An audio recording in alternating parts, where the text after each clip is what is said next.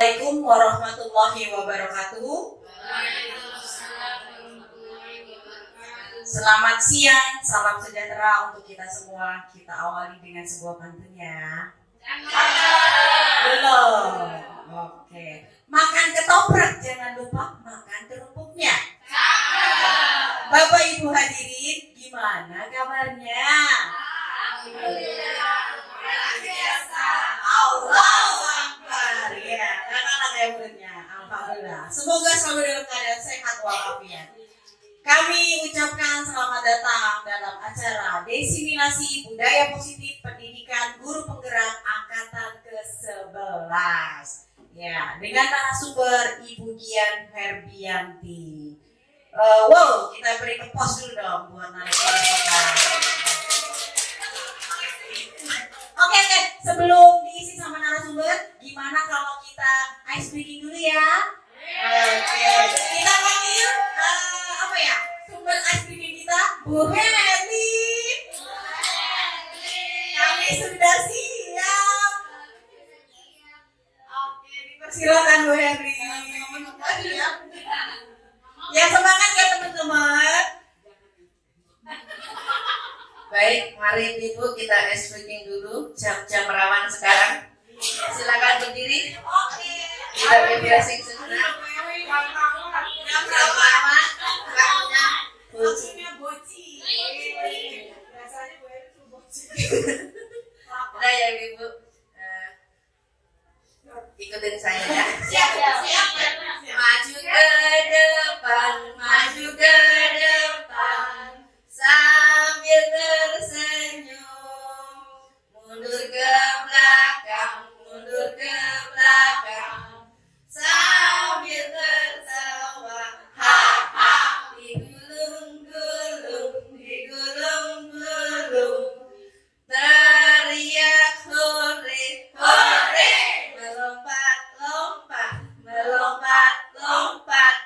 semangat terus.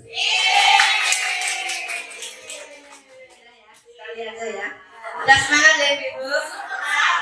Oke, terima kasih buat Bu Herli. Tepuk tangan dulu dong buat Bu Herli. Makasih Bu Herli. Tambah semangat kita ya teman-teman ya. Oke, kita lanjutkan ke acara inti kita. Pemaparan dari narasumber kita, Bu Dian Herbianti. Dipersilakan.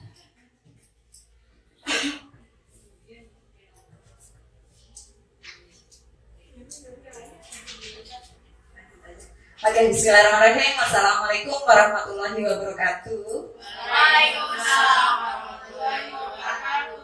Yang terhormat Ibu Kepala Sekolah SDN Cilangkap 01 Pagi, Ibu Dias. Terima kasih atas dukungannya. Ibu berkesempatan hadir di kegiatan kali ini. Terima kasih juga buat ibu-ibu cantikku tercinta ya Allah. Terima kasih. Saya merasa sangat bangga dengan para penonton bayaran. Nanti ini kita bisa cut. Oke, baik, kali ini saya akan sedikit berbagi aksi nyata, baru sedikit karena memang materi budaya positif itu sangat banyak dan saya baru menerapkan sedikit demi sedikit, belum secara keseluruhan 100%. Semoga dengan saya yang terus belajar, terus memperbaiki sehingga budaya positif itu bisa benar-benar 100% saya laksanakan terutama di kelas saya. Semoga juga bisa menularkan budaya positif ini untuk area yang lebih luas. Baik, untuk kegiatan kali ini adalah untuk memenuhi tugas saya sebagai CGP Angkatan 11, yaitu menyebarkan pemahaman dan penerapan pengalaman budaya positif di SDN Cilangkap 01 Pagi, khususnya di kelas saya kelas 4A.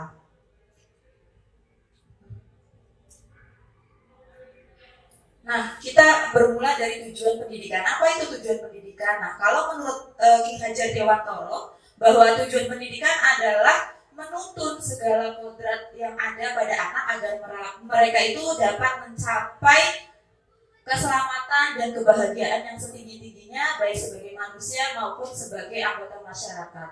Mungkin kita baru merasa bahwa yang namanya kodrat alam, kodrat zaman itu baru diagung-agungkan setelah munculnya kayak PMM gitu ya. Kita baru mulai kembali lagi filosofi Ki Hajar Dewantara yang mungkin kita pernah dengar waktu di zaman kuliah, namun setelah prakteknya, kalau saya ini ya pengalaman pribadi saya, waktu zaman kuliah saya mempelajari ini tapi hanya sekilas di pendidikan apa namanya kayak PPL selanjutnya gitu ya, kayak saya mengajar sempat hilang, saya merasa sempat hilang filosofi Ki Hajar Dewantara ini. Namun alhamdulillah semenjak ada program guru penggerak, kemudian ada PMN, tujuan dari pendidikan Ki Hajar Dewantara kembali lagi dikumandangkan. Nah, apa saja sih kegiatan yang akan kita lakukan? Yang pertama adalah kita akan mengenal tentang budaya positif. Budaya positif di sekolah itu terdapat nilai dan kebiasaan yang baik di sekolah yang berpihak kepada murid agar mereka dapat berkembang menjadi pribadi yang kritis, kemudian penuh hormat, tanggung jawab sesuai dengan profil pelajar Pancasila. Masih ingat Ibu profil pelajar Pancasila? Masih ingat? Oke, baik. Lanjut. Oke. Nah, konsep utama dari budaya positif yang pertama adalah perubahan paradigma belajar. Kemudian ada disiplin positif, kebutuhan dasar manusia, motivasi perilaku manusia, restitusi posisi kontrol guru, keyakinan kelas, dan segitiga restitusi. Nah, kita mulai yang pertama yaitu perubahan paradigma belajar. Dalam membangun budaya positif di sekolah, kita menyediakan lingkungan yang positif juga. Bagaimana kita bisa menciptakan lingkungan yang positif kalau dari kitanya sebagai guru termasuk yang bukan positif ya, kita harus mempositifkan diri kita sendiri agar kita bisa menularkan energi positif kita kepada orang yang lain. Gimana caranya? Nah, caranya mungkin kita bisa melakukan dengan menyiapkan agar kondisi anak menjadi aman, nyaman, kemudian dapat berpikir, bertindak, mencipta dengan merdeka, mandiri, tanggung jawab. Nah, sikap disiplin sangat berkaitan dengan kontrol guru terhadap siswa. Nah, di sini ada perubahan paradigma. Jadi ada sistem stimulus respon dan teori kontrol. Apa sih ya ibu-ibu gitu ya, makanan seperti apa sih? Mungkin karena kita sudah lama berkecimpung di dunia praktis ini, kita sampai lupa bahwa kita juga butuh mengupgrade diri tentang ilmu-ilmu pendidikan yang baru. Nah, kita bisa mempelajari hal ini. Yang pertama, stimulus respon. Kita mencoba mengubah orang lain agar berpandangan sama dengan kita. Pernah kita melakukan hal seperti itu, Ibu? Ya, kita selalu melakukan hal-hal seperti itu ya. Kita beranggapan bahwa kita akan merubah anak murid kita agar sesuai dengan keinginan kita. Padahal seharusnya bagaimana? Kita berusaha untuk memahami pandangan orang lain terhadap dunia. Kita juga harus memahami bahwa anak-anak kita juga memiliki pandangan, memiliki ekspektasi yang lain gitu. Kemudian ada perilaku buruk dilihat sesuai dengan suatu kesalahan. Nah, kita juga melakukan hal itu ya, saya sadar diri saja sih ya. Untuk ini saya merefleksikan diri saya bahwa ya terkadang saya juga melakukan hal-hal seperti ini. Misalnya, kenapa anak itu terlambat? Kamu tuh gak boleh terlambat, kamu lupa bawa PR, ya udah kamu lupa bawa PR. Padahal kita tidak tahu, mungkin dia sudah menyiapkan, tiba-tiba salah ambil buku, itu sesuatu yang sering terjadi. Namun kita sudah langsung mengetok palu gitu istilahnya, bahwa ya udah kamu tidak bawa PR, ya berarti kamu tidak bawa PR, entah alasan apapun itu. Nah, semua perilaku yang manusia tunjukkan itu adalah mereka memiliki tujuan. Kayak saya melakukan hal ini pasti ada tujuannya gitu ya Bu. Kemudian orang lain bisa mengontrol saya. Nah, itu stimulus respon. Terus hanya Anda yang bisa mengontrol diri Anda, itu teori kontrolnya. Kemudian saya bisa mengontrol orang lain, teori kontrolnya adalah Anda tidak bisa mengontrol orang lain. Pemaksaan ada pada saat rujukan gagal. Kemudian teori kontrolnya yang bagaimana? Yaitu adanya kolaborasi, konsensus menciptakan pilihan-pilihan yang baru. Model berpikir menengah kalah dan model berpikir menang-menang. Win-win solution. Sedikit-sedikit ya Bu bahasa Inggris. Oke, nah kalau menurut ibu-ibu cantik di sini dari stimulus respon dan teori kontrol menurut ibu-ibu kira-kira lebih baik yang mana yang kita terapkan? Teori kontrol, baik. Lanjut Bu ya. Oke, kita lanjut ke pembahasan yang kedua yaitu disiplin positif. Disiplin positif di sini adalah pendekatan untuk menerapkan disiplin dalam diri anak tanpa adanya hukuman dan hadiah. Nah, kita tahu ya, kita anak-anak yang berangkatnya tepat waktu, kita akan kasih stiker bintang. Anak-anak yang berhasil menjawab pertanyaan, kita kasih tepuk tangan, walaupun sudah tepuk tangan hebat. Nah, itu termasuk kategori pemberian hadiah. Untuk hukuman bagaimana? Kalau tidak mengerjakan PR, piket seminggu, gitu misalnya ya. Apakah saya pernah melakukan begitu? Ya, saya juga pernah melakukan hal-hal seperti itu. Namun ternyata apa yang kita lakukan itu adalah sesuatu yang ternyata itu kurang tepat untuk dilakukan sebagai seorang guru untuk menciptakan disiplin positif. Disiplin positif perlu diterapkan baik dalam lingkungan keluarga maupun lingkungan sekolah. Dengan menerapkan disiplin positif, diharapkan tidak ada tindak kekerasan dapat dihindari. Kita setuju ya Bapak Ibu ya bahwa tindak kekerasan itu dalam bentuk apapun harus dihindari, terutama karena di sekolah itu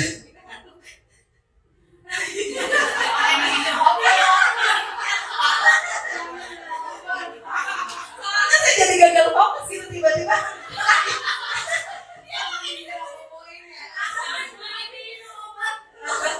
Gak apa-apa Bu, santai aja Bu gitu kan.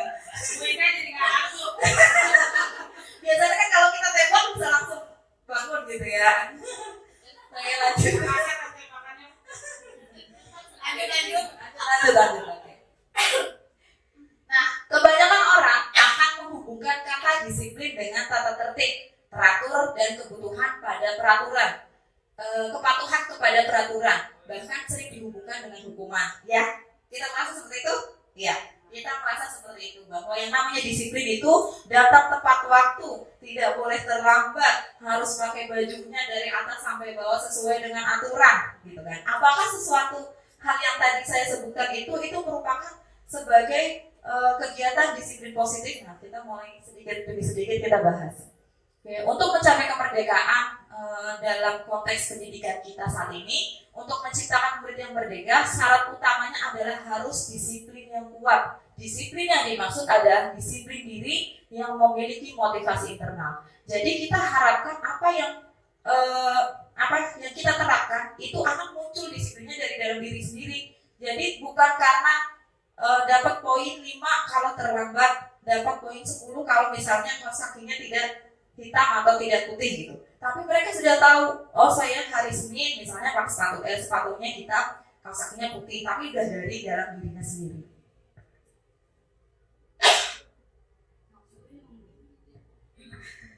Nah, ternyata ada loh yang melandasi kenapa seseorang itu bisa melakukan disiplin positif dari dirinya. Nah, kaitannya adalah terhadap kebutuhan dasar manusia. Setiap manusia itu bertindak atas 5 hal ini.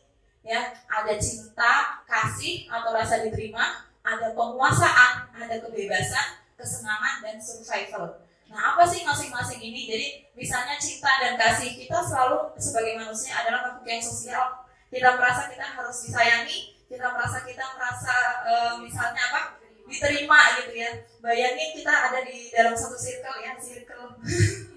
Kita berada dalam satu circle, ternyata cuma kita sendiri nih yang terkucilkan. Nah, kita merasa itu adalah sesuatu kebutuhan manusia untuk dikasihi, dicintai gitu, diterima. Untuk penguasaan yang bagaimana? Penguasaan itu apabila kita bisa menguasai sesuatu, kalau dalam hal ini biasanya dalam bentuk prestasi. Yang kebebasan itu kita bisa kayak sekarang ini mungkin ibu-ibu pada Pak jilbab itu sesuai. Nah, tiba-tiba kok saya pakai jilbabnya biru. Nah, ini saya menggambarkan kebebasan. Nah, tujuannya itu sih sebenarnya.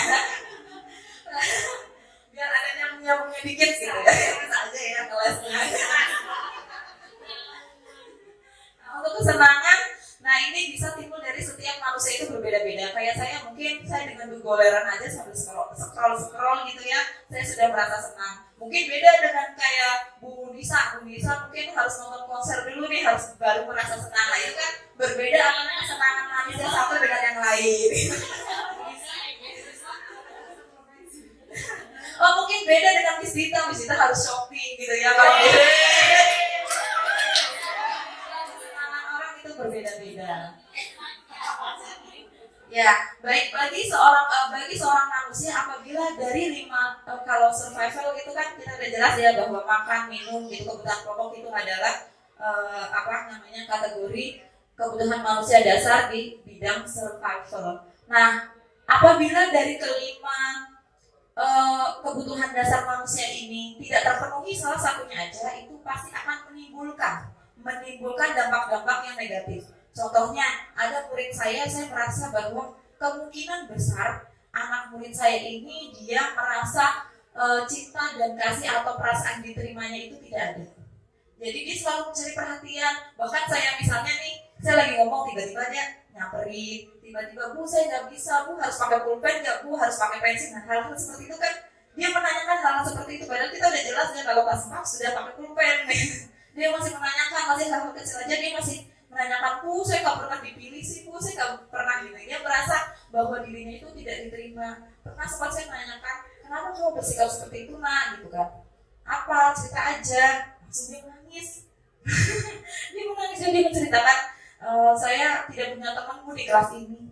Nah itu langsung sedih sekali. Saya merasa bahkan untuk kelompokan pramuka saja dia harus gabung ke kelas yang lain karena teman-temannya tidak mau menerima dia. Dari kelas berapa tuh?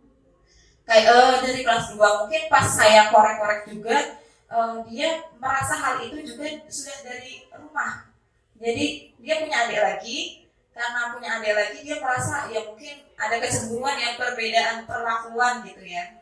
Nah dia merasa sangat mencolok itu ketika diposting di TikTok katanya. Iya Bu, masa adik saya mulu yang diposting di TikTok, foto saya nggak ada pernah diposting. Nah hal-hal seperti itu sederhana ya bagi seorang ibu, mungkin senang posting anak yang lagi bayi gitu ya, kita senang gitu. Tapi jangan sampai kita melupakan anak-anak kita yang sudah mulai tumbuh. Ini kan mereka udah mulai tumbuh ABG ya, perasaan diterima, dia cinta kasihnya itu kurang, tangki cintanya itu sangat kosong. Takutnya nanti ada yang mengisi tapi jalur yang salah. Baik, lanjut kemudian. Nah kita coba ada sedikit kasus nih misalnya. Coba dari saya ngap nih, coba bacain. Asik transfer ya Bu. Kasus Ibu Ria, guru kelas 6 di SD Permai, sedang bingung menghadapi pula salah satu murid di kelas bernama Agus. Beberapa anak telah datang dan mengeluhkan Agus yang seringkali meminta bekal makan siang mereka dengan paksa. Jika Anda menghadapi situasi seperti Ibu Ria, apa yang akan Anda lakukan? Menurut Anda, kira-kira apa alasan Agus melakukan hal itu? Terima kasih Bu Nisa, ini Bu Dita sangat expert sekali di dalam jawaban ini ya. Silakan Bu Dita.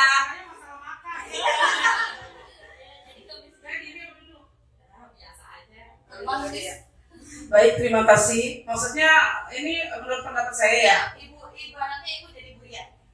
Kalau menurut saya harus tanya dulu kepada anaknya langsung, yaitu kepada Agus. Kenapa Agus melakukan hal ini? Apakah Agus tidak disediakan bekal? Apakah sudah makan di rumah? Ataukah tidak dibawakan bekal? Dicari dulu permasalahannya. Karena saya juga pernah terjadi ini pada murid saya. Gitu. Jadi saya tanya dulu backgroundnya bagaimana. Kalau misalnya sudah ketahuan permasalahannya, contohnya kan bisa saja mungkin ibunya tidak membuatkan sarapan, kemudian bisa saja dia memang cari perhatian, gitu ya. Nah, setelah saya berbicara dengan Agus, kemudian saya panggil orang tuanya, saya akan sinkronkan antara cerita Agus dengan cerita ibunya, seperti itu. Kemudian baru kita mencari solusinya yang tepat apa, gitu ya. Terima kasih. Oke, benar sekali ya kata Miss Dita, karena Miss Dita ini sangat berpengalaman sekali ya dengan hal makan.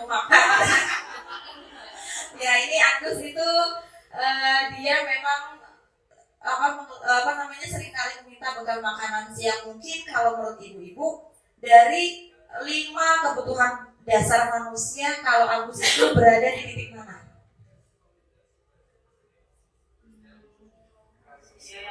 Tapi kalau menurut saya ini kayak cari perhatian. Kalau misalnya orang dia lapar, biasanya dia malu untuk meminta biasanya ya. cinta dan kasih sayang. Oke, ini bisa menjadi posisi kalau kita istilahnya baca mentah-mentah gitu ya, tanpa kita memperdalam, kita akan berpikir bahwa ini soal makanan, berarti dia mau minta makanan, hanya sekedar dia lapar jadi survival. Tapi kalau kita bisa telisik lagi lebih dalam lagi, ternyata ada cinta dan kasih sayang yang kebutuhan dasarnya itu dia tidak terima. Lanjut kemudian. Oke, nah dalam konteks penerapan disiplin positif, ibu dia sebaiknya mencari tahu nih kenapa alasan melakukan tindakan tersebut agar mengetahui kebutuhan mana yang sedang berusaha dipenuhi oleh Agus. Benar sekali tadi tanggapan dari Miss Dita ya, bahwa yang pertama harus ditanyakan. Nah, karena Agus lapar dan orang tuanya tidak membawakan bekal makan siang, berarti dia survival ya, benar tadi. Kalau dia dalam kondisi lapar tapi memang orang tuanya kurang gitu, kekurangan, jadi dia posisinya ada di survival. Tapi ternyata teman Agus jadi perhatian sama Agus gitu kan, setelah dicari tahu tuh seperti solusi yang Ibu Dita lakukan gitu, dicari tahu, kemudian akhirnya udah tahu bahwa kebutuhannya adalah makanan, terus Bu Dita melakukan Bu Dita jadi Bu Ria gitu ya. Bu Ria melakukan tindakan agar teman-temannya lebih memperhatikan. Nah, di sini adalah kebutuhan love and belonging. Aduh, lidah saya kayak langsung belonging. Nah, terus kemudian dia juga merasa hebat karena temannya jadi takut dan menuruti keinginannya. Nah, ini di sini ada powernya. Dan yang keempat, Agus merasa bosan dengan bekal yang dibawakan orang tuanya karena selalu bekal yang sama. Nah, ini kebebasan. Kemudian kalau dilihat dari segi Agus hanya iseng dan ingin menikmati ekspresi wajah temannya yang kesal, ini kita kategorikan sebagai kesenangan.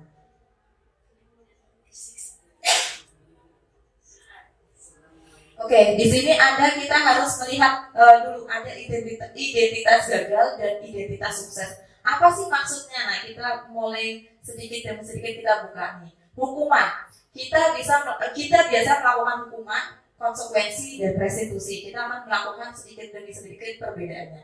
Coba yang pertama hukuman. Sesuatu yang menyakitkan dan harus terjadi itu yang dikatakan sebagai hukuman. Namun konsekuensi itu adalah sesuatu yang harus terjadi. Nah, restitusi merupakan pilihan. Maksudnya apa? Jadi ketika kita menghukum, itu adalah sesuatu yang menyakitkan. Contohnya, anak tidak membawa PR. Kita kasih hukuman lari keliling lapangan 10 kali. Menyakitkan gak bagi anak? Melelahkan juga bagi badannya ya. Nah, tapi untuk konsekuensinya apa?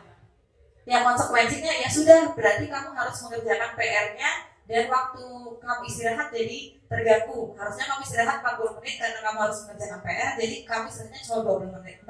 Berarti ini adalah konsekuensi. Jadi ketika kamu melakukan sebab dan akibat gitu ya, konsekuensi adalah sebab dan akibat, tapi yang masih berkaitan. Kayak tidak mengerjakan PR ya, konsekuensinya adalah dia mengerjakan PR tapi mengurangi waktu istirahatnya. Kemudian restitusi ini merupakan pilihan. Jadi kita kasih pilihan ke anak. Setelah kamu melakukan kesalahan, kamu sadar atas kesalahan kamu, terus apa yang akan kamu perbaiki dari kesalahan kamu. Nah, itu pilihan-pilihan. Kemudian dari hukuman itu juga menimbulkan ketidaknyamanan untuk murid atau anak untuk jangka yang waktu panjang. Ada nggak yang masih merasa sampai detik ini gitu, pernah dulu dihukumnya apa dulu? Nah, itu kan, ya kan itu adalah dengan waktu yang panjang. Sekarang umurnya Miss Dita itu 17 tahun ya. Dan masih ingat gurunya. Ya kan Miss Dita sekarang usianya 17 tahun pun masih ingat gitu ya. Bahasa Inggris juga. Ya, tapi nyemplungnya di bahasa Inggris juga ya Bu. Karena saya dendam waktu itu orang gini. Emang kamu doang bisa bahasa Inggris, saya juga suatu saat bisa. Ini dendam yang membawa keberkahan ya. Mungkin kalau bagi Miss Dita dendamnya bisa menjadi motivasi. Ada orang yang tidak bisa menginstruksikan ya, mencerna gitu ya dendam yang di hati dia, malah jadi menimbulkan penyakit yang justru membahayakan dirinya dan orang lain. Nah kalau konsekuensi juga tidak nyaman untuk murid, anak untuk jangka waktu yang pendek. Ya kan, kalau kita sering tidak mengerjakan PR ya sering juga istirahatnya cuma terpotong 20 menit gitu. Tapi namun kalau kita melakukan restitusi, kita akan menguatkan untuk murid, anak, dan dalam jangka waktu yang panjang. Kemudian ada korban mendapatkan keadilan. Ya kalau hukuman kan pasti tersangka, korban akan dapat apa istilahnya ya, sanksinya masing-masing. Gitu. Kayak korban jadi mendapat perlindungan, jadi tahu nih, oh tersangkanya yang ini, tersangkanya kan kita hukum gitu. Tapi kalau untuk konsekuensi korban bisa diabaikan.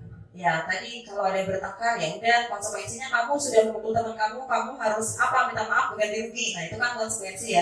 Tapi si korban hanya mendapatkan ganti rugi, tapi perasaannya mungkin masih jengkel, masih kesel gitu. Jadi si korban itu perasaannya diabaikan.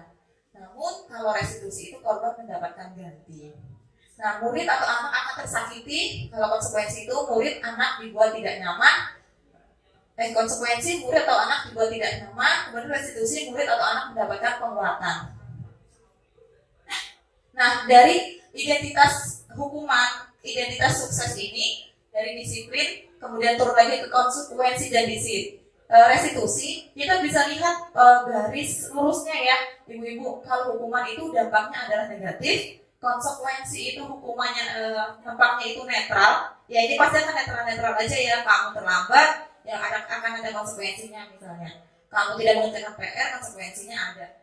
Tapi untuk restitusi itu hasilnya positif. Anak jadi bisa belajar tentang kesalahan dia. Lanjut Bu. Nah kita coba berarti tentang hukuman atau konsekuensi. Lari mengelilingi lapangan, basket 2 kali karena terlambat hadir di sekolah. Kira-kira apa? Hukuman. Coba, nanti aja dulu. Nah juga, iya betul. Membersihkan coretan yang dibuatnya di meja tulis. Konsekuensi. Lanjut, murid diminta untuk push up 15 kali karena tidak menggunakan masker. Apa jawabannya? Hukuman. Mengantikan kertas tugas teman yang telah dicoret-coret. Konsekuensi. Berjemur di lapangan basket. Hukuman. Murid diminta telanjang kaki sepanjang hari karena tidak menggunakan seragam hitam sesuai dengan peraturan sekolah. Hukuman atau konsekuensi?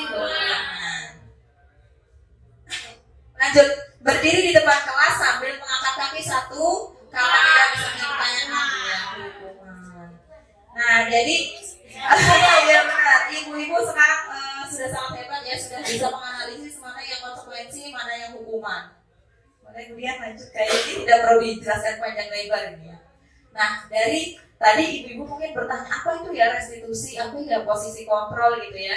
Tadi saya sudah sedikit menyinggung tentang restitusi. Nah, kita ada di posisi kontrol yang mana? Kita sebagai guru penghukum, guru pembuat merasa bersalah, guru sebagai teman atau pemantau atau sebagai manajer. Nah, kita akan bahas satu-satu. Kalau penghukum kita sudah tahu ya bahwa misalnya kamu tidak membawa PR, kamu telat mengumpulkan tugas, kamu terlambat silakan lari, gitu ya. Itu adalah contoh dari guru yang penghukum. Nah, guru pembuat merasa bersalah, sebenarnya ini saya banget nih, tipe saya banget nih gitu ya. Kenapa kamu kok tega sih gitu ya, nah gitu kan, ibu tuh udah capek sekali loh ngajarin kamu gitu. Nadanya tuh rendah, lemah lembut, musuk gitu ya. Nah itu adalah pembuat merasa bersalah gitu. Kemudian ada yang guru serasa teman. Mungkin kalau di SD jarang seperti ini ya, karena gapnya itu terlalu jauh. Tapi mungkin kalau untuk tingkatan SMP atau SMA itu bisa gampang terjadi gitu ya. Nah untuk pemantau ya kita lihatin aja, kita lihat nih sambil memantau cantik gitu. Kalau ada yang melenceng kita luruskan, gitu ya. Jadi tidak terlalu ngegas, tidak terlalu slow juga. Kemudian apa yang lebih baik dari semuanya yaitu sebagai manajer. Manajer itu adalah suatu posisi di mana guru itu bisa mengerti perasaan siswanya, bisa mengendalikan kondisi yang awalnya tidak baik jadi lebih baik. Nah itu di posisi manajer. Boleh lihat? Ini adalah posisi kontrol guru. Nah pertanyaan-pertanyaan ini coba, saya kecewa sekali dengan kamu. Siapa? Terus pembuat orang yang merasa bersalah. Ini ciri-ciri guru pembuat orang merasa bersalah. Kemudian kamu tidak pernah benar melakukannya. Nah kata-katanya indikasinya adalah dia kasar. Nah itu adalah guru penghukum. kalau ayolah lakukan demi ibu dan bapak, ini kategori guru yang sebagai teman. Apakah kamu mau mendapatkan stiker bintang hari ini? Nah, ini kategori pemantau. Jadi dia berada di tengah-tengah sih kalau menurut saya gitu. Bagaimana kamu bisa menyelesaikan masalah ini? Nah, inilah sebagai manajer. Jadi dia mencarikan solusi yang lebih baik dan menawarkan pilihan-pilihan. Nah, kalau kamu selalu paling terakhir, nah, ya kan? Nah, ini adalah penghukum. Nah, kata-kata yang pedas, keras, nah itu adalah contoh dari guru sebagai penghukum. Nah, kira-kira bapak ibu ibu-ibu di sini berada di posisi mana? Sudah jadi manajer kah? Gabungan, penghukum, sesuai dengan kondisi. Benar sekali ya. Situasi dengan sesuai dengan situasi. Karena memang ya menurut saya pun begitu. Kita sebagai guru tidak akan bisa selamanya menjadi manajer. Karena akan ada satu atau dua kasus yang memang kita harus mengharuskan kita untuk menjadi penghukum. Mungkin kita sudah melakukan lemah lembut gitu ya. Namun ternyata si anak itu memang tipikalnya yang harus dikerasin, harus dengan sistem hukuman, itu bisa terjadi. Terus bagaimana dengan rasa bersalah? Ya bisa jadi kita melakukan hal itu gitu ya. Apakah itu tidak diperbolehkan? Ya dibolehkan saja. Tapi kita bisa menempatkan diri kita, oh saat ini untuk masalah yang seperti ini kita bisa jadi apa dulu nih gitu ya. Boleh lanjut. Nah sekarang ada kasus yang pertama. Ini dari posisi ini. Coba Bu Amin tolong bacakan.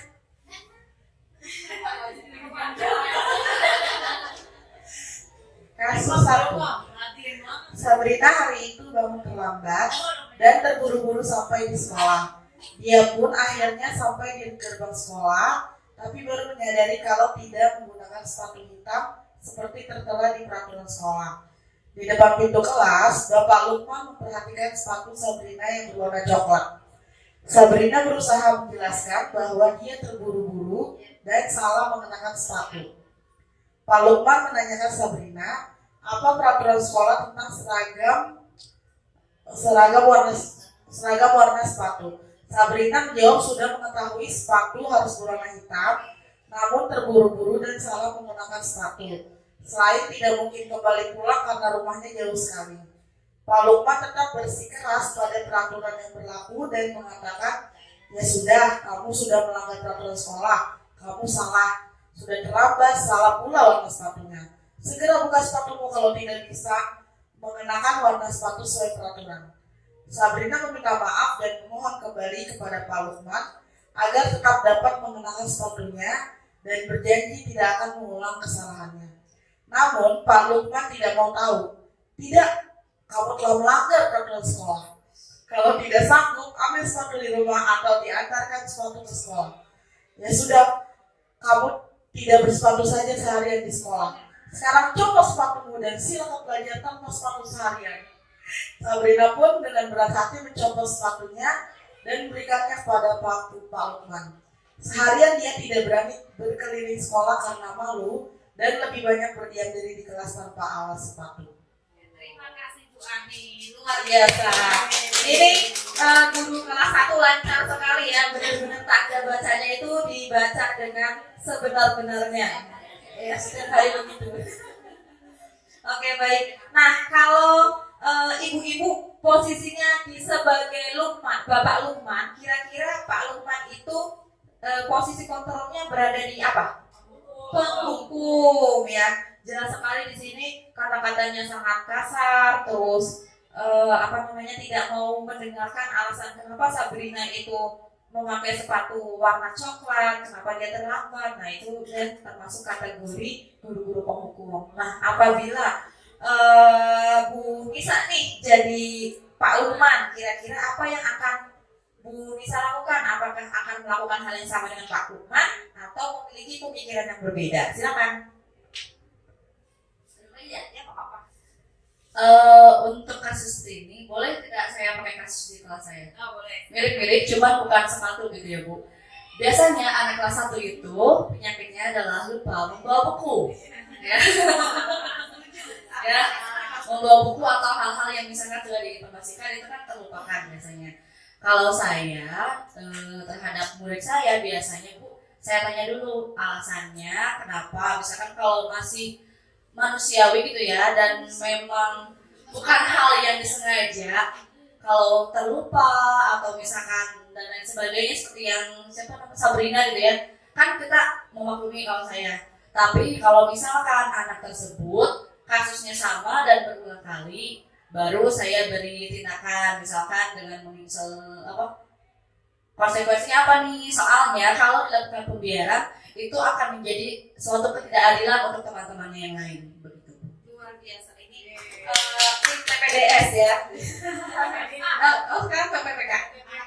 Terusnya ya, anaknya PPDS ya. Jadi saya juga sangat setuju dengan Bu Nisa bahwa kita juga sebagai guru mungkin tidak harus bertindak langsung tiba-tiba ya udah kamu harus lari, kamu lepas sepatu kamu, tapi kita harus menanyakan dulu alasannya kenapa. Kalau alasannya masih bisa kita terima, mungkin kita akan masih memberikan solusinya. Sudah mungkin kamu hari ini masih boleh pakai sepatu daripada dia nyeker gitu ya, tapi untuk selanjutnya tidak boleh. Tapi walaupun dia melanggar, dia tetap harus punya konsekuensinya.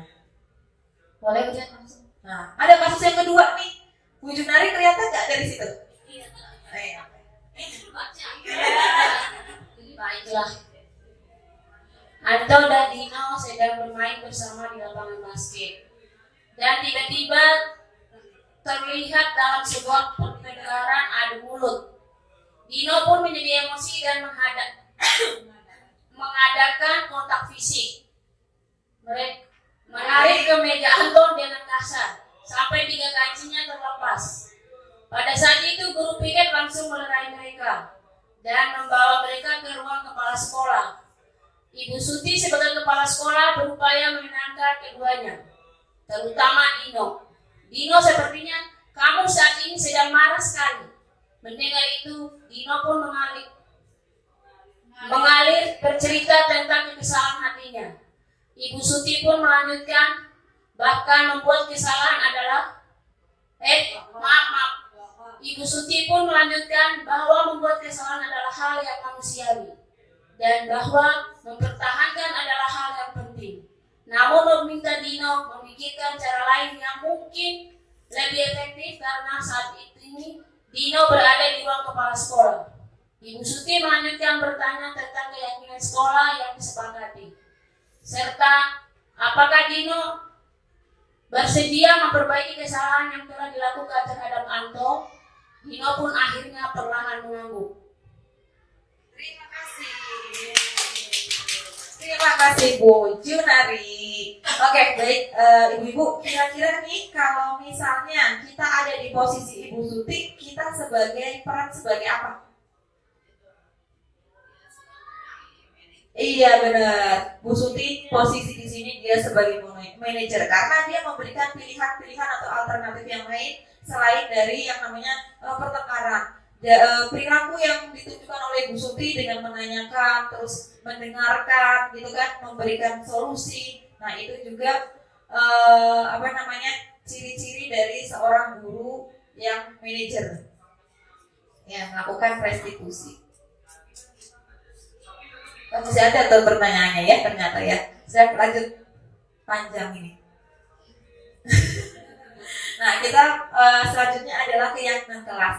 Sekarang kita sudah tidak asing lagi dengan keyakinan kelas ya ibu-ibu ya, bahwa kita setiap awal tahun pelajaran kita selalu melakukan keyakinan kelas. Bahkan bukan hanya di awal pembelajaran, tapi kita bisa melakukan ini ada namanya meregenerasi gitu ya, di setiap semester juga kita bisa melakukan ini. Apabila keyakinan kelas yang kita sudah buat ternyata ada sesuatu yang tidak sesuai atau perlu diperbaharui atau perlu ditambahkan, kita juga bisa menambahkannya lagi. Oke, apa yang dimaksud dengan keyakinan kelas? Ini adalah nilai-nilai kebajikan atau prinsip-prinsip universal yang disepakati secara bersama-sama ya, lepas dari perbedaan agama, suku, negara, dan bahasa. Nah, menurut Grose, suatu keyakinan akan lebih memotivasi seorang dari dalam.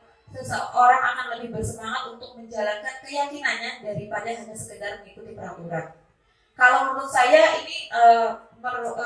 ini sangat benar sekali ya, karena saya meyakini bahwa Islam adalah agama yang saya anut saat ini dan saya meyakini itu 100%. Nah, saya akan menjalankan apa yang diperintahkan tanpa harus ditunggu. Misalnya mama saya nyuruh, ayo kamu sholat gitu kan, tidak, kita tahu ada azan, waktunya sholat. Kalau belum sholat karena ada sesuatu, misalnya jadi terlambat sholatnya, tapi tetap kita akan mengejar, waktu sholat itu masih tinggal sebentar lagi, kita tetap akan mengejar itu gitu. Kalau mau pergi, belum sholat, tunggu sholat dulu deh. Nah, itu kan kita sadari itu sendiri ya, otomatis. Karena apa? Karena ada keyakinan di dalam diri kita. Kita meyakini bahwa agama kita itu adalah agama yang benar, dan kita akan melakukan hal-hal yang sesuai dengan keyakinan kita. Begitu juga dengan keyakinan kelas.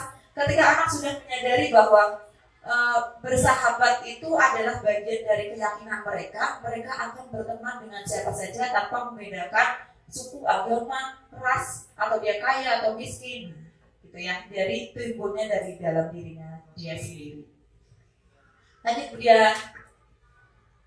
Nah, di sini ada dua poster ya, kita anggap ada kesepakatan kelas dan ada kesepakatan kelas sama. Nah, tapi kita bisa lihat satu persatu. Datang tepat waktu, mengucapkan salam, menjaga kebersihan sekolah, berdoa sebelum dan sesudah kegiatan, aktif dalam pembelajaran, tertib. Ini adalah kesepakatan kelas dari TK Dharma Wanita Persatuan 1. Kemudian ada kesepakatan kelas yang satunya lagi, yang A, guru dan murid saling menyayangi. B, kami semangat belajar, kami murid yang peduli dengan teman-teman.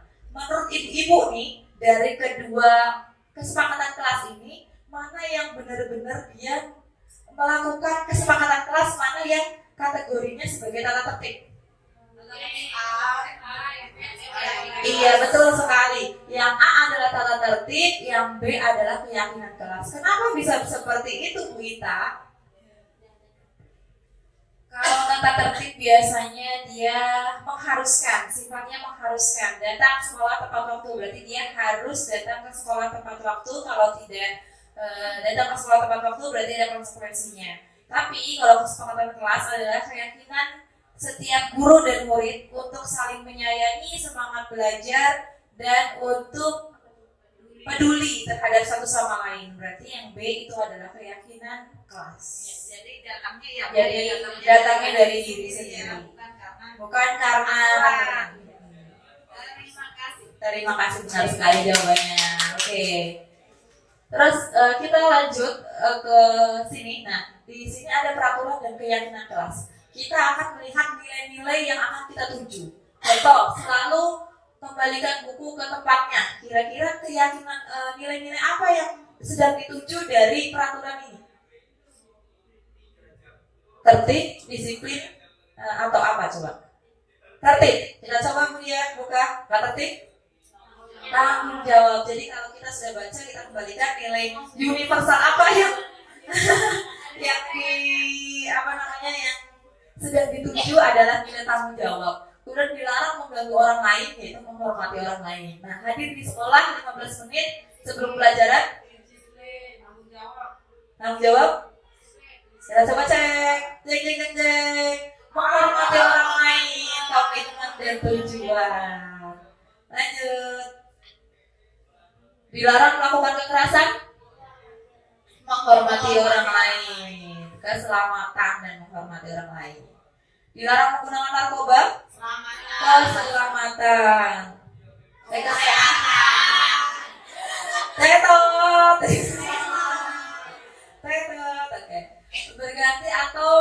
Bergantian atau menunggu giliran. Menghormati orang lain. Oke, kita coba cek. Survei membuktikan menghormati orang lain dan kesabaran. Langsung gunakan masker. Kesehatan. Survei membuktikan kesehatan dan keselamatan. Jangan berlari di kelas atau koridor. Keselamatan dan keamanan. Oke, luar biasa. Jadi keyakinan keyakinan kelas itu adalah nilai-nilai yang akan dituju itu apa. Jadi dia hanya semerta-merta datang tepat waktu, harus tersenyum, memang harus saling kepada guru gitu. Tapi ada nilai-nilai yang akan dituju. Contohnya misalnya datang tepat waktu, dia bertanggung jawab. Kemudian misalnya dia menyayangi teman, ada nilai yang dituju yaitu menghormati orang lain dan diri sendiri. Oke, baru lanjut. Nah, di sini ada pembentukan keyakinan kelas. Mungkin beberapa beberapa flashback beberapa tahun yang lalu sebelum saya memahami keyakinan kelas pada track yang sebenarnya, saya hanya melakukan, ayo anak-anak kita akan melakukan keyakinan kelas di depan kelas, silakan kalian tulis di stick note, ya, tulis apapun yang ingin kamu utarakan terhadap apa peraturan kelas yang kita lakukan, kita tempelkan di papan tulis. Udah, sampai dari situ sudah. Saya dulu melakukan seperti itu. Ternyata setelah saya terjebur dalam dalam kegiatan ini, saya jadi tahu, oh ternyata saya baru melakukan sedikit, baru prosesnya itu masih panjang. Harusnya saya masih melakukannya itu masih ada 2-3 step yang lagi, tapi saya baru melakukan 1. Nah, dari sini kita bisa melihat dari pembentukan keyakinan kelas. Yang pertama adalah keyakinan kelas itu bersifat abstrak daripada peraturan yang lebih rinci dan konkret. Nah ini biasanya dulu saya melakukan ya udah ditulis tidak boleh terlambat, tidak boleh mengobrol saat guru menerangkan. Nah biasanya anak-anak akan menulis kata-kata negatif. Namun untuk keyakinan kelas kita harus menggunakan kata-kata yang positif dan harus ada nilai-nilai universal yang ingin dituju. Kemudian keyakinan kelas berupa pernyataan yang universal, jadi umum. Kemudian pernyataan keyakinan kelas dibuat dalam bentuk positif ya. Kalau anak-anak pasti menulisnya tidak, jangan. Nah itu kan bentuk pernyataan yang negatif. Keyakinan kelas hendaknya tidak terlalu banyak sehingga mudah diingat dan dipahami. Jangan sampai keyakinan kelas kita itu ada 30 sampai anak-anak itu bingung mau melakukan mana dulu gitu. Tapi mungkin kita bisa pilah-pilah saja di rangkum jadi satu kesatuan kira-kira yang menggambarkan suasana kelas yang akan dituju itu yang nyaman, yang bagaimana kita bisa mengakomodir di situ. Dan keyakinan kelas sebaiknya diterapkan di lingkungan tersebut. Jangan sampai kita membuat keyakinan kelas di kelas A, kemudian kita terapkannya di kelas B. Itu tidak nyambung karena yang menyepakati kan orang yang berbeda. Semua warga kelas ikut berkontribusi dalam pembuatan keyakinan kelas lewat kegiatan curah pendapat, bersedia meninjau kembali keyakinan kelas dari waktu ke waktu. Nah, di sini ada peraturan keyakinan kelas atau nilai-nilai universal yang dituju. Tadi sudah disebutkan ya, misalnya selalu kembalikan buku ke tempatnya itu adalah tanggung jawab. Dilarang mengganggu orang lain. Nah, nilai-nilai yang dituju atau keyakinan kelasnya adalah menghormati orang lain dan diri sendiri. Jadi menggunakan kata-kata yang positif dan nilai-nilai yang dituju atau nilai-nilai kebajikannya terlihat. Oke, lanjut. Nah, selanjutnya ini yang terakhir yaitu segitiga restitusi dalam hati gitu ya. Nah, yang terakhir yaitu segitiga restitusi. Nah, apa itu segitiga restitusi? Yaitu proses menciptakan kondisi bagi murid untuk memperbaiki kesalahan mereka sehingga mereka bisa kembali pada kelompok mereka dengan karakter yang lebih kuat melalui kegiatan restitusi ini. Jadi ketika anak melakukan kesalahan, wajar, setiap anak pasti akan melakukan kesalahan, bahkan kita pun melakukan kesalahan. Namun cara kita men-treatment mereka agar mereka bisa kembali ke kondisi semula bahkan dengan karakter yang lebih kuat. Maksudnya apa? Jadi karakter yang lebih kuat itu yang lebih baik setelah dia memperbaiki kesalahannya. Kita bisa melakukan kegiatan restitusi ini. Nah, kita membantu murid menjadi lebih baik untuk memiliki tujuan, disiplin positif, serta memulihkan dirinya setelah berbuat salah. Jadi biasanya kalau anak-anak sudah ketahuan mencuri, dia kan dicap sebagai pencuri, udah seterusnya gitu ya. Padahal kalau kita melakukan restitusi, kita bisa mengembalikan kepercayaan dirinya dia, kita bisa istilahnya membuat dia terlahir kembali dalam bentuk yang lebih baik. Membantu murid untuk jujur pada diri sendiri dan mengevaluasi dampak dan kesalahan yang dilakukan, kemudian memberikan penawaran bukan paksaan. Ini adalah bentuk dari segitiga restitusi. Mana dulu? Nah, ini kita bisa melakukan tindakan-tindakan seperti ini. Pertama adalah menstabilkan identitas. Ya, kemudian kita bisa validasi tindakan yang salah dan menanyakan keyakinan. Menstabilkan identitas itu contohnya seperti apa? Contohnya setiap orang pasti pernah melakukan salah. Kenapa kamu melakukan hal seperti itu? Kenapa kamu terlambat sekolah gitu kan? Tidak apa-apa gitu, namanya manusia pernah terlambat gitu. Mungkin semua orang juga pernah kehilangan lupa untuk membawa PR gitu kan. Kamu bukan satu-satunya yang pernah melakukan ini. Ini adalah kata-kata dari menstabilkan identitas. Jadi dalam suatu kasus kita tidak langsung benarnya kamu yang melakukan ini gitu ya, langsung apa ya, Bahasa Indonesianya takut saya salah nih. menghakimi ya. Saya mau menghindari gitu. Kalau ada Indonesia itu pakai Indonesia gitu. Ya, jadi tidak langsung menghakimi, tapi kita tanyakan dulu kenapa kamu mencontek misalnya, apa yang kamu lakukan, kenapa kamu bisa sampai berbuat seperti itu gitu. Setelah dia menceritakan, ya tidak apa-apa, semua orang pernah melakukan kesalahan, kamu bukan satu-satunya orang yang pernah melakukan kesalahan. Jadi dia merasa nyaman dulu ketika bertanya, dia dibuat nyaman dulu agar kita bisa masuk lebih dalam untuk memperbaikinya.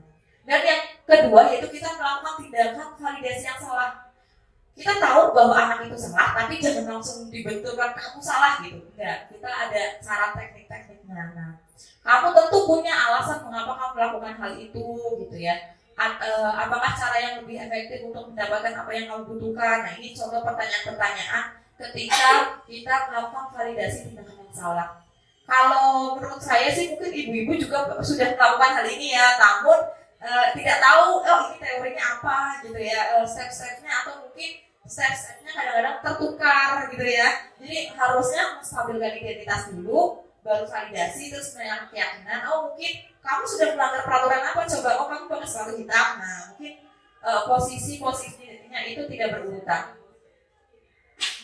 Dan yang terakhir yaitu menanyakan keyakinan. Dari sini kita bisa menanyakan nilai-nilai apa yang telah dilanggar, nilai-nilai apa yang telah kita sepakati. Kamu ingin menjadi orang seperti apa?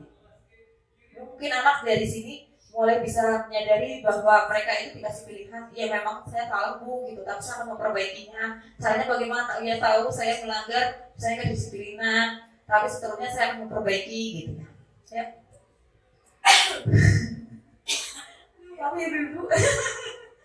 Tahapan segitiga restitusi yang pertama menstabilkan identitas ya. Tadi berbuat salah itu manusiawi, tidak ada manusia yang sempurna. Saya juga pernah melakukan kesalahan seperti itu. Kemudian kita bisa menyelesaikan hal ini. Bapak Ibu tidak tertarik mencari siapa yang salah, tapi Bapak Ibu ingin mencari solusi dari permasalahan ini. Ini adalah clue-clue atau trik-trik menstabilkan identitas.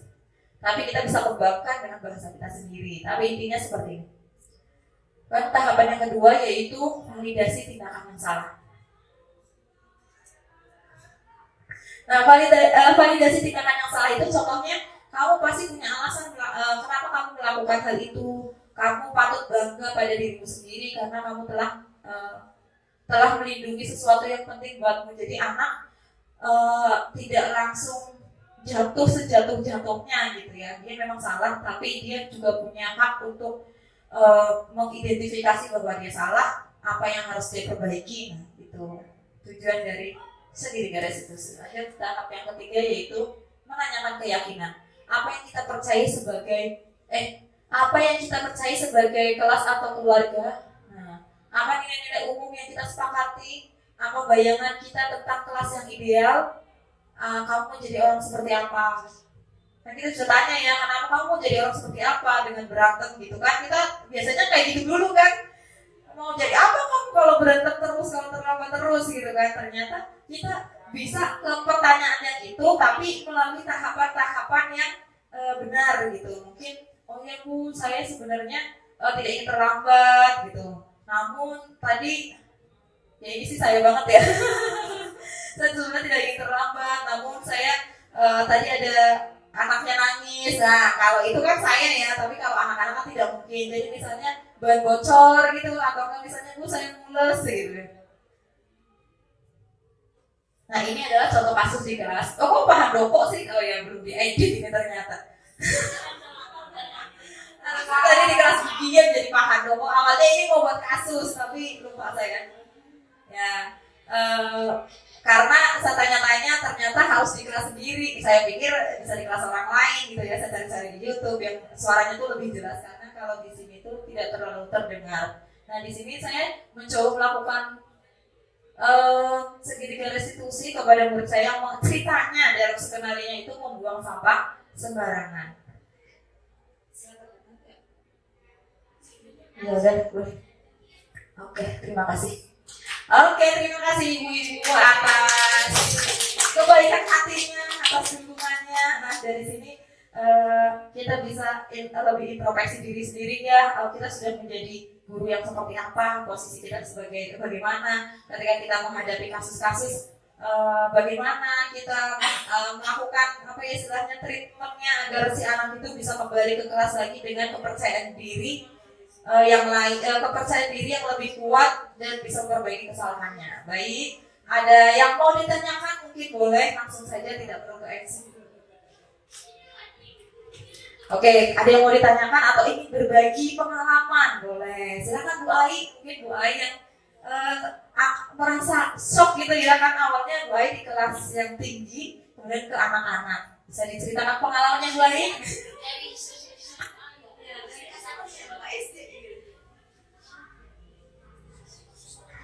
Terima kasih Bu Dian. Mungkin saya akan cerita sedikit pengalaman saya. Saya itu berawal mengajar dari tingkatan tinggi yaitu SMK. Kemudian di tahun 2024 saya ditugaskan di sekolah dasar dan itu memang suatu tantangannya benar Bu Nina, itu adalah suatu tantangan yang sangat besar di mana ketika di kelas tinggi itu di tingkat yang tinggi seperti SMK itu kita mungkin lebih ke mereka sudah punya sudah mengerti dengan tanggung jawab mereka masing-masing gitu. Kita hanya menstabilkan identitas mereka saja.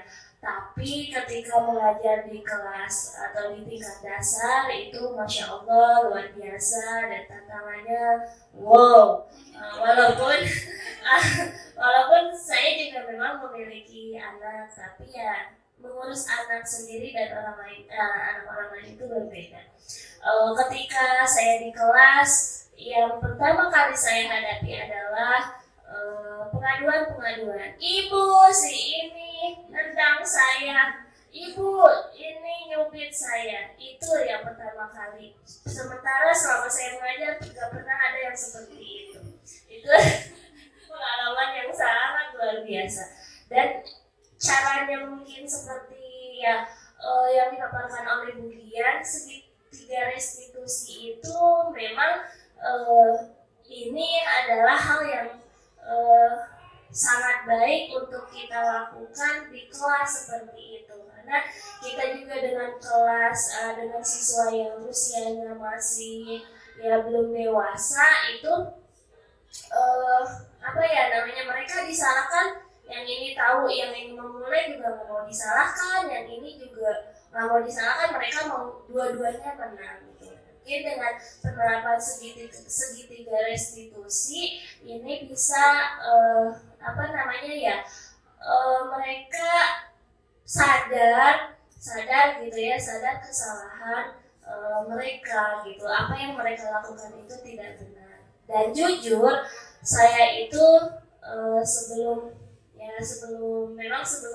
adanya guru penggerak, karena alhamdulillah juga dulu di SMK juga sering ada penimbasan gitu ya, diseminasi dari guru-guru penggerak, dan alhamdulillah sedikit-sedikit segitiga restitusi itu saya terapkan, walaupun memang kayak seperti tadi urutannya itu memang kadang tidak runtut gitu, karena kita kan secara langsung sudah dihadapkan dengan masalah, jadi ya sekenanya aja, padahal sebenarnya kan harus runtut ya, sesuai satu menstabilkan identitas. Kadang mungkin kita kebalik gitu ya, menanyakan dulu penyebabnya, menstabilkannya ada di akhir gitu.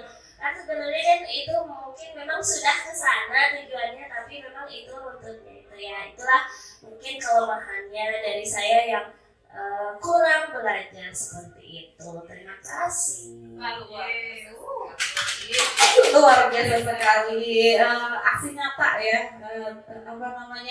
Saya juga walaupun saya sudah belajar ini, Namun untuk mempraktekannya langsung ketika ada kasus yang benar-benar seperti itu, kadang-kadang kita kalau saya jujur saya masih memikirkan ini lagi di posisi mana ya gitu, masih menstabilkan identitas apa sudah mulai memvalidasi kesalahan gitu kan, karena kan kalimat-kalimat ini adalah sebagai kalimat benangnya saja gitu ya, tapi untuk kita mengatakan kepada anak kan harus disesuaikan ya dengan tingkatan usia juga gitu. Terima kasih. Ada lagi? Oke, ada lagi ibu-ibu yang ingin bercerita mungkin? Atau sudah cukup? Oke, sudah cukup. Baik, terima kasih sekali atas partisipasinya ibu-ibu yang sangat luar biasa. Kita tepuk salut.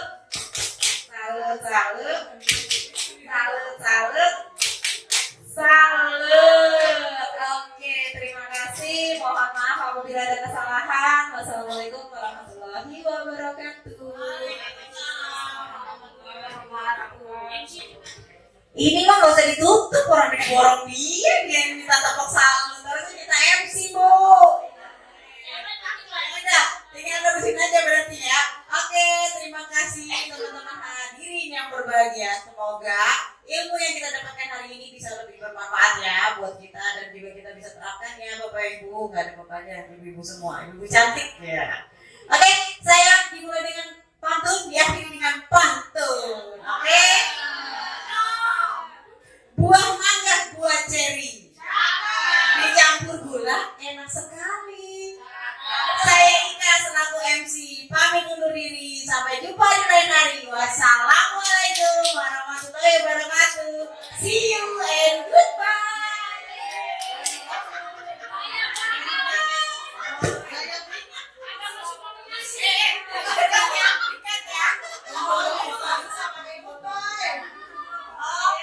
Terakhir yang paling disuka ibu-ibu, foto. Bu Ika doang ya? Awas ya Anin.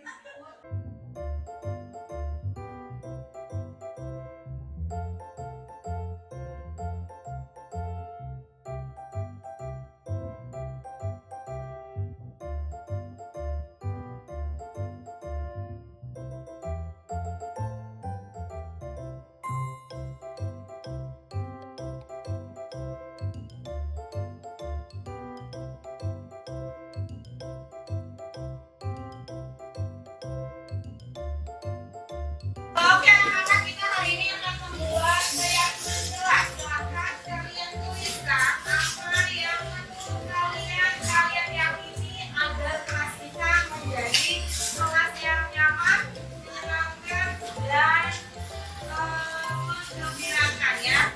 Dibuangkan dari kartu kertasnya, diplomnya, silakan kalian tulis. Nanti kalian tempelkan di sini. Paham?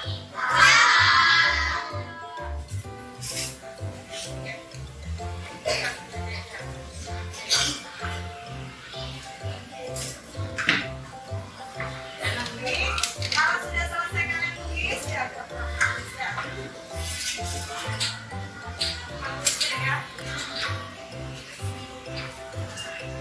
Oke, tolong